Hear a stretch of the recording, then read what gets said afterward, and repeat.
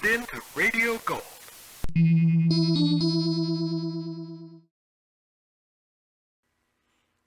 Dimension X was the first sci-fi anthology series to utilize published stories from established science fiction authors, which gave the series an instant status of credibility to fans of the genre.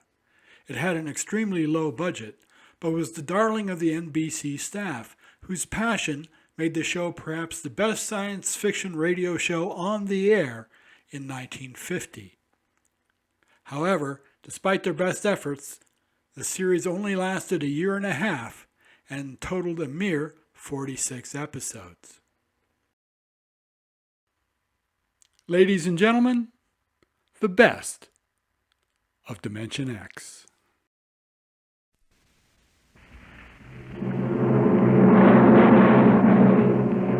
Adventures in time and space, transcribed in future tense.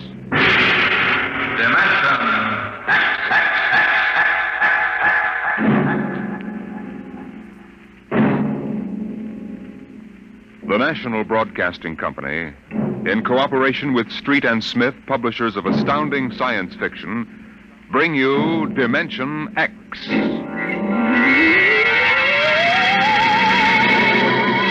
The civilization of the galaxy spread across 200 million worlds.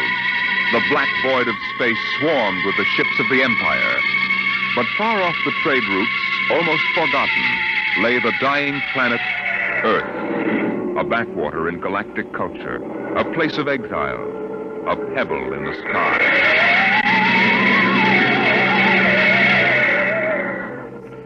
I landed on Earth, on the one spot which I would have called civilized.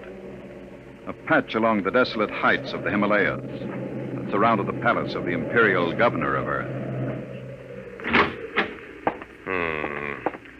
Dr. Bell Averdan of Sirius Sector. That's a familiar name. Perhaps you've seen it in the Galactic Archaeological Journal, my Lord Ennis. Me? No, I'm a soldier, not a scientist. It was a newspaper article. You gave an interview about your expedition to Earth. I suppose you want to start digging. Whatever can you find on this miserable heap of rubble? I don't consider Earth a miserable heap, my lord. It's absolutely unique in the galaxy. Unique? It's the only inhabited planet that is radioactive. It's a pig pen. Yes, I know.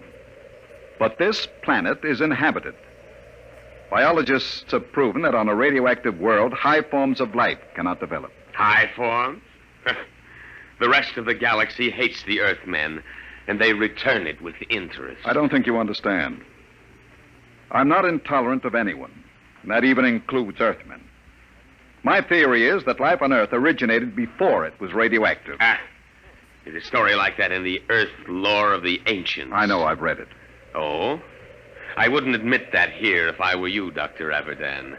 It's forbidden for outsiders to read it. The Earthmen get pretty violent about their religion. Do you mean the imperial police power here is defective? It is in case of sacrilege. Well, now, what do you actually want to prove? That man originated in prehistoric times on Earth before space travel and spread to the other planets. What?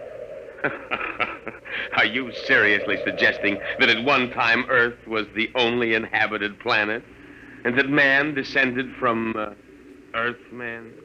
There's a chance it might be so. You'll change your mind when you see them, Doctor.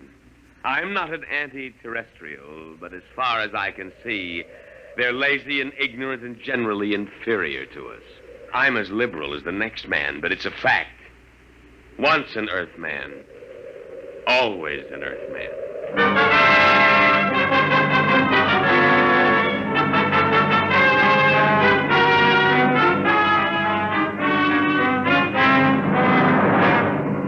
I booked passage to the city of Chica on an Earth line. My fellow passengers seemed ordinary enough. But I was conscious of being alone among Earthmen.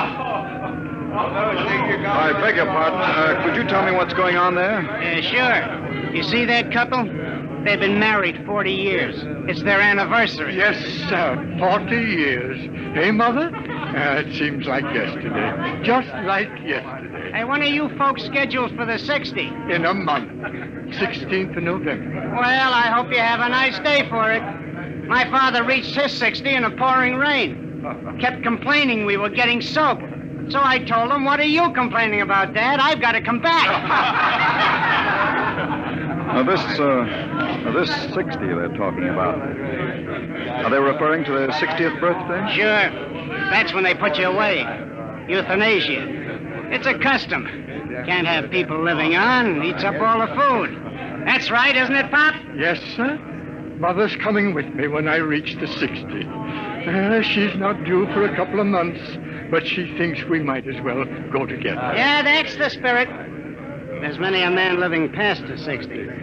Sneaks, stealing the food from the next generation. A guy should go when it's his time. Yes, but suppose It's he's... only fair to... Hey, where are you from? I beg your pardon? Asking all them questions. Yes. Who are you? A spy? Where are you from? I'm Bel Abaddon from Baron, Sirius Sector. Oh, an outsider, huh? Come on, we'll go forward. Did you hear that, Mother? An outsider.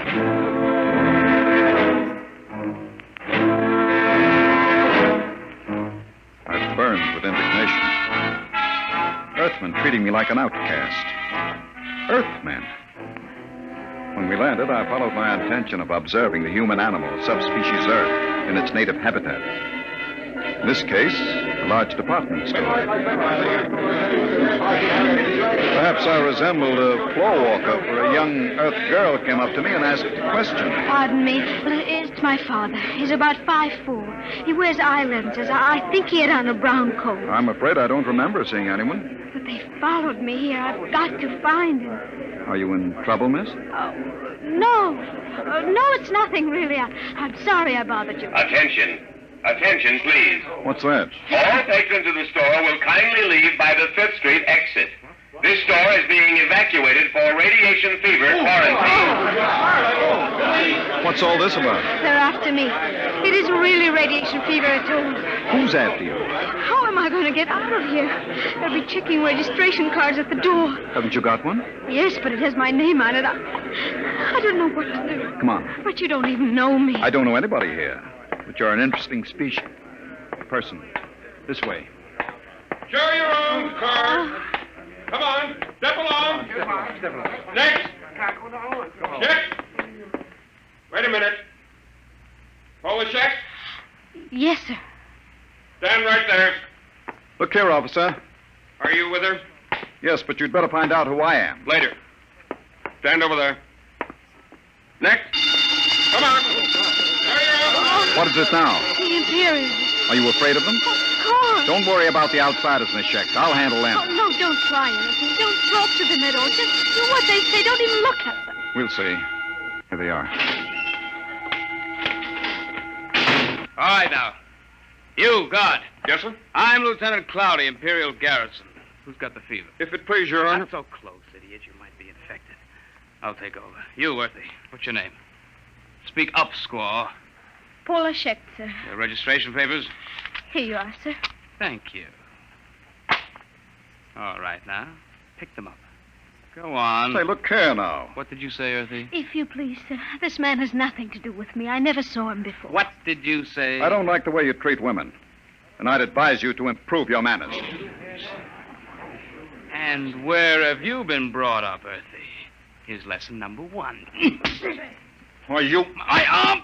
Let go! Sergeant, neuronic whip! Oh, no, no! Yes, sir.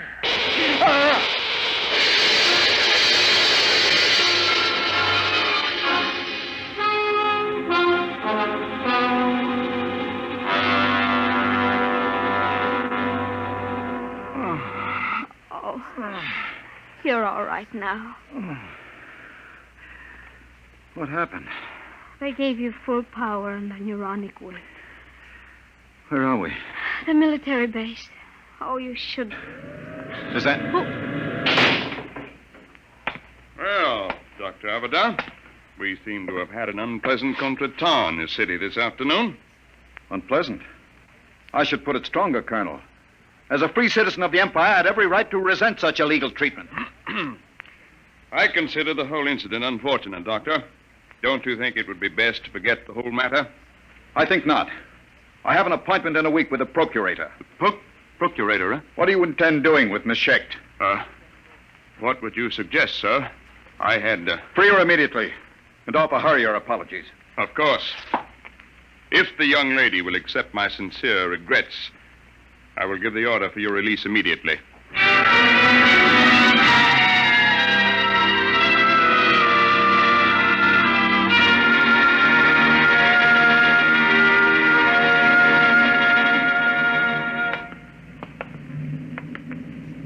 I don't understand. They've just turned us loose. Of course. You must be very important. I never heard of the outside as being that polite to an Earthman before. I'm not an Earthman, Pola. What? I'm an archaeologist from the outside. Oh. Well, then you stood up to the soldiers because you knew it was safe all along. And I thought... Oh, I should have known. Pola, does my not being an Earthman make me any different from 5 minutes ago? You might have told me, sir. If you don't mind, don't call me sir. Don't be like the rest of them. Like the rest of whom, sir? The rest of the disgusting animals that live on Earth?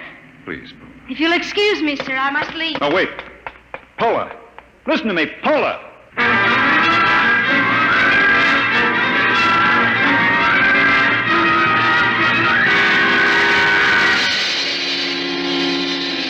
I had access to the garrison files, and to satisfy idle curiosity, I indexed Pola Schecht. Her father was a Dr. Mikhail Schecht, biologist, and against his name was a black star with the notation, condemned in absentia. Charge, evading the 60. That was why she was afraid. So I sent a note asking her to meet me in the North Park after dark. Paula, over here.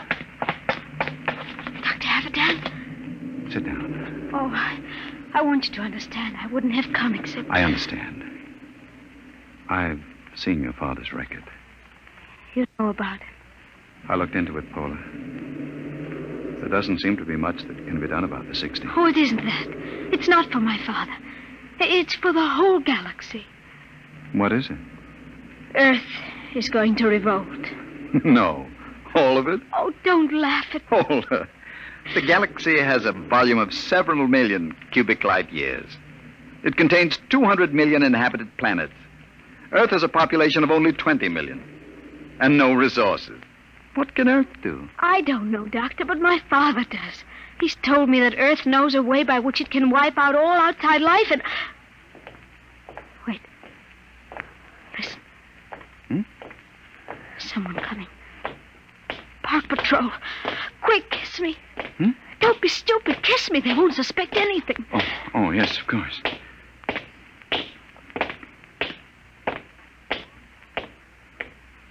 Paula. They've gone. It's all right.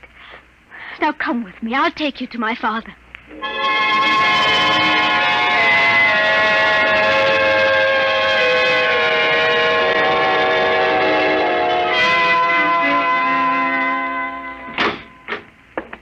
Dr. Avidan, this is a pleasure. I have read your articles in the journal. It is hard to get copies. Our neighbors don't care to trade with Earth. It's part of the nearly insoluble problem of anti-terrestrialism. No one seems to want a solution. Earthmen and outsiders alike? Oh, no, that is not true. There is a way of preserving our culture and living as equals in a larger society. But the zealots don't think so. The zealots? Yes. They rule Earth now. They are a small minority, but they have power. They have plans. They planned the revolt, Pola told me? Yes. I see. Well, why didn't you report this to the Imperial garrison? The Society of Earth Ancients have guarded me too well. Besides, they had a hold on me. I am 62. You know the customs of Earth. The 60 years. They allowed me to live on. The price was silence about the weapon. You agreed to this? I wanted to live. What is this weapon? You are aware of Earth's peculiar environment, the radioactivity? Yes.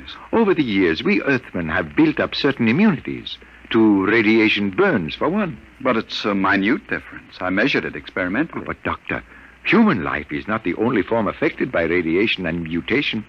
There is microscopic life, bacteria, viruses. We have been searching out such a virus, one to which Earthmen have developed a high degree of immunity, but not outsiders. You mean a particular disease? Yes, common fever. It is a mild children's disease here, like chickenpox or German measles. But to outsiders, it is radiation fever. Symptoms develop in 2 hours. Lips are so badly affected that the victim cannot talk, and in 2 days, he dies. They've isolated this virus? Tons of it in crystalline form. And they plan to let this loose in the galaxy? By means of guided missiles. Then frightened refugees will carry the disease across space, and billions will die. You're sure about this? You have proof? I worked on the project. We've got to get to the procurator. I can catch the evening train at... Who is it? I don't know. Open up. There should have been an alarm. We've got to get out. Is there a back Open up the entrance? door. Don't move. Hands in front of you. What's the meaning of this? I demand... Shut up. I'm a galactic citizen. You've got no right to detain me without legal authority. I am an Earthman, but I think you'll find I am all the authority needed at this moment, Dr. Avedon. I am Balkus, the High Minister of Earth. The High Minister? What are you doing? I always look after distinguished visitors personally. Avedon does not know anything. I doubt that, Dr. Schecht. We will proceed now to the Hall of Correction. You can't do this. When the procurator... The procurator will hear nothing until it is too late. The guided missiles will be fired tonight at 12. Guard, if they make a false move...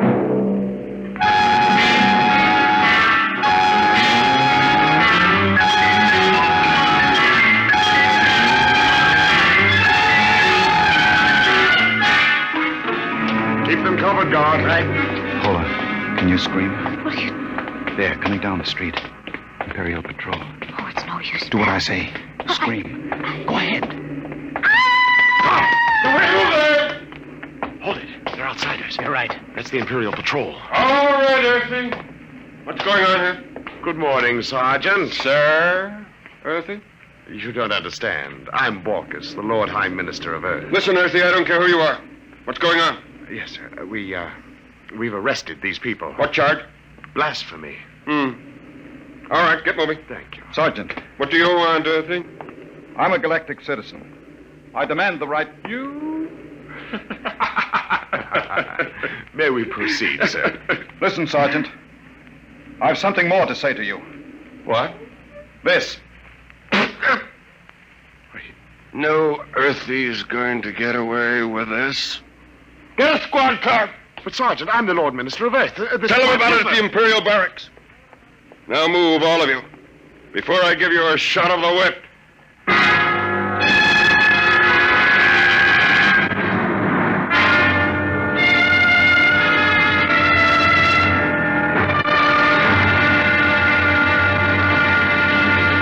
I tell you I'm a citizen of the Empire. Listen. I can prove it.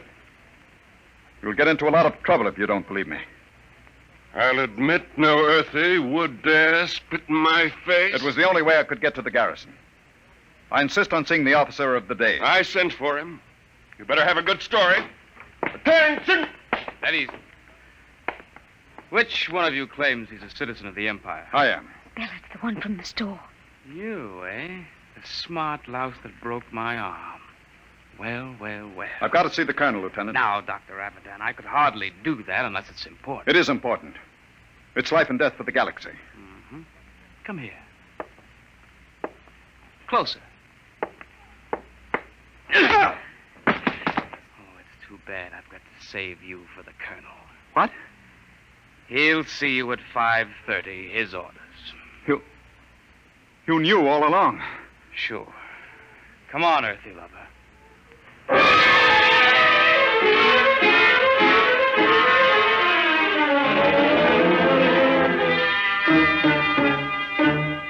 afraid you're in serious trouble, Dr. Avedon. The man you're accusing is the High Minister for Earth. I know, but I have proof. Well? I can only speak to the procurator. You've got to contact him. There are channels, Dr. Avedon. We haven't time for channels. I have the details of the plot from Dr. Schecht. You've got to let me speak to the procurator. I've already advised him of your arrest. He's flying in. You'd better be able to prove what you say. If you don't, we'll have to hand you back to the native authorities and their courts, notoriously savage.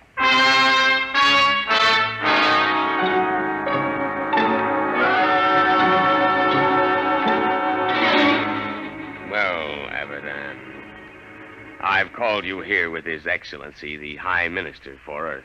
My lord, this man is behind the whole plot. Is he? There's no time to lose. I've explained to you about the virus. They're shooting off the guided missiles at 12. You've got to take action. Well, Your Excellency, my lord, if this man has any evidence... You admitted it this afternoon. You have no witness to that. Ask Dr. Schecht. He worked on the virus. I wouldn't say that Schecht lied, my lord, but he is a criminal wanted for evading the 60, and some men will invent any story to avoid death. The deadline is midnight. You've got to bomb those temples where the launching sites are. Perhaps I can explain. According to my information, Dr. Avedon seems to have succumbed to a certain Earth girl, the daughter of the unfortunate Dr. Schecht. Is this true, Avedon? What has that got to do with it? There isn't any time. You've got to do... Dr. Avedon, are you in love with that girl? Yes. Will you listen to I me? don't think we need pursue this any further. Your Excellency, I shall order you released with an apology. No. Dr. Avedon, I can hardly believe a degenerate who fraternizes with Earth women. You scum, you pot-bellied scum. I warn you, Avedon, you're in trouble enough. I'm in trouble. You fool, you stupid, blind, bigoted fool. You're destroying the galaxy. You're murdering them all. But before I die, I'll have the pleasure of smashing your fat, oily face in... Let me go. Guard the whip.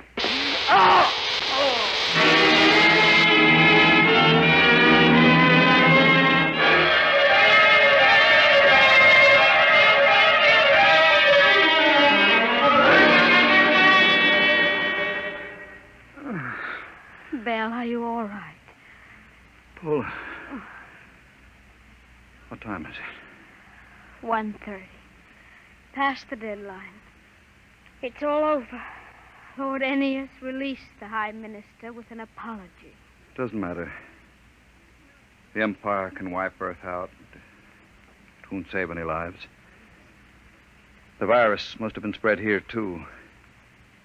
Earthmen are immune, but outsiders... Belle, you're an outsider. Yes, Oh, I am. We're paying, Paula. The rest of us. Paying for centuries of intolerance. oh, Belle. Look out there. Through the bars. The night sky. Pinpoints of light. The Empire. Doomed. Oh, Belle. Belle, don't. I was just thinking. I came to Earth to prove a theory that man started here. That once in prehistoric times, Earth was the only populated world of the galaxy. It's funny. Now it will be that way again. Man living only on Earth. He'll forget the science, the machinery of the Empire. He'll forget the stars. And there will be only Earth. Alone in the universe. A pebble in the sky.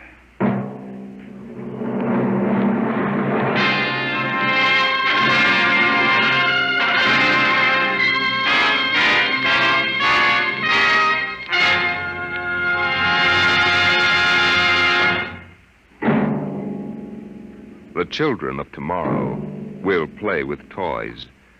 But what will those toys be like? An ordinary clerk in an ordinary job finds a terrifying answer to that question next week as Dimension X brings you Child's Play. Dimension X is transcribed each week by the National Broadcasting Company in cooperation with Street and Smith, publishers of the magazine Astounding Science Fiction. Today, Dimension X has presented Pebble in the Sky, dramatized for radio by Ernest Kenoy.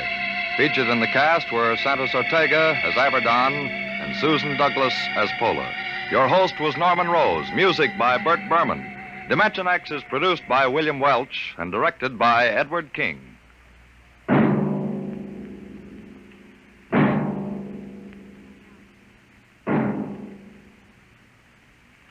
This is NBC, the National Broadcasting Company.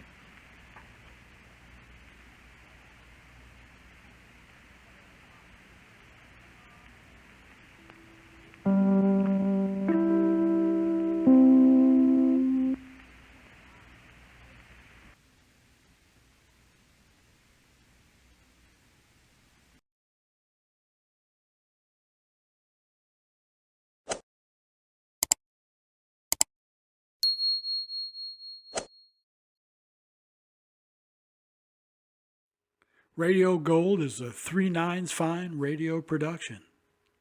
See you next time.